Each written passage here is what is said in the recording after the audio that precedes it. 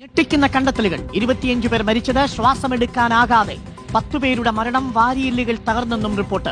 ദുരന്തത്തിൽ മരിച്ച 9 കുട്ടികളുടെയും കഴുത്തിലെ അസ്ഥികൾ ഒടിഞ്ഞ നിലയിലെന്നും പോസ്റ്റ്മോർട്ടം റിപ്പോർട്ടിൽ പറയുന്നു. 3 മിനിറ്റ് നേരം പലർക്കും ശ്വാസം പോലും കിട്ടാത്ത സാഹചര്യമുണ്ടായെന്നും പറയുന്നു. അപകടത്തിൽ മരിച്ച 9 കുട്ടികൾ, അവരുടെ പോസ്റ്റ്മോർട്ടം റിപ്പോർട്ട് വായിക്കുമ്പോൾ ഏറ്റവും കൂടുതൽ ദുഃഖകരം എന്ന് പറയുന്നത് ഈ തിരക്കിൽപ്പെട്ടുകൊണ്ട് ഈ മരിച്ച 9 കുട്ടികളെയും കഴുത്തിലെ അസ്ഥികൾക്ക് പൊട്ടലുകൾ സംഭവിച്ചിരുന്നു. മാത്രമല്ല ശ്വാസകോശം ഉൾപ്പെടെയുള്ള ആന്തരിക അവയവങ്ങൾക്ക് സാരമായിട്ടുള്ള കേടുപാടുകൾ സംഭവിച്ചുവെന്നും പോസ്റ്റ്മോർട്ടം റിപ്പോർട്ടിൽ പറയുന്നുണ്ട്. മരിച്ച 41 പേരിൽ 25 പേരും ശ്വാസം എടുക്കാൻ കഴിയാതെയാണ് മരിച്ചത്. 10-ലധികം ആളുകൾ വാരിയിൽ തകർന്നുകൊണ്ടാണ് ഇവരുടെ മരണം ഉണ്ടായത് എന്നുള്ളതാണ് പോസ്റ്റ്മോർട്ടം റിപ്പോർട്ടിൽ പറയുന്നത്. മാത്രമല്ല മരിച്ചവരിൽ ഭൂരിഭാഗം ആളുകൾക്കും 2 മുതൽ 3 മിനിറ്റ് വരെ ശ്വാസം എടുക്കാൻ കഴിയാത്ത അവസ്ഥയിലാണ് അവരുടെ മരണം സംഭവിച്ചതെന്നും പോസ്റ്റ്മോർട്ടം റിപ്പോർട്ടിൽ പറയുന്നു. 25-ലധികം ആളുകൾ ആശുപത്രിയിലേക്ക് എത്തുന്ന സമയത്താണ് മരിച്ചത് എന്നുള്ളതാണ് പോസ്റ്റ്മോർട്ടം റിപ്പോർട്ടിൽ കണ്ടെത്തിയുള്ള മറ്റൊരു വിവരം എന്ന് പറയുന്നത്. ഏതായാലും വളരെ ഭീകരത ഭീകരത മനസ്സിലാക്കുന്ന രീതിയിലുള്ള റിപ്പോർട്ടാണ് അല്ലെങ്കിൽ വിവരങ്ങളാണ് ഈ പോസ്റ്റ്മോർട്ടം റിപ്പോർട്ടിൽ നിന്ന് മനസ്സിലാക്കുന്നത്. വലിയ തിക്കിലും തിരക്കിലും പെട്ട് പല ആളുകളും മറിഞ്ഞു വീഴുന്നു. അവരുടെ മുകളിലേക്ക് മറ്റാളുകൾ രക്ഷ തേടി അല്ലെങ്കിൽ ജീവൻ രക്ഷിക്കാൻ വേണ്ടി ഓടിയപ്പോൾ ഇത്തരത്തിൽ ആളുകൾക്ക് പരിക്ക് പറ്റിയതാകാം എന്നുള്ളതാണ് പോസ്റ്റ്മോർട്ടം റിപ്പോർട്ടിലും പറയുന്നത്. ആ കുട്ടികളുടെ പോസ്റ്റ്മോർട്ടം റിപ്പോർട്ട് വായിച്ചപ്പോഴാണ് അവർക്ക് പറയാം എത്രയാണ് ഈ കരൂർ